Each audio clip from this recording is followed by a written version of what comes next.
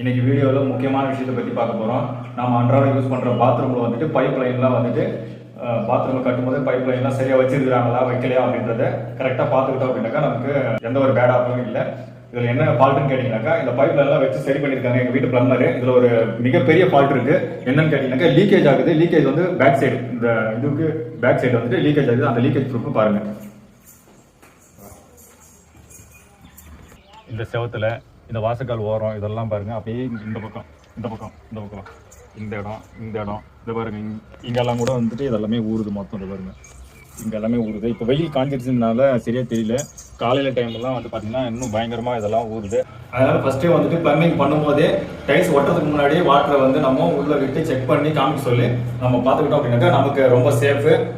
ஏன்னா நீங்க பிளம்பர் கூட இருந்து கிட்ட இருந்து வேலை வாங்கினாக்கா நமக்கு இந்த மாதிரி ஒரு ஃபால்ட் எல்லாம் இல்லாமல் இருக்கும். Okay, thank you.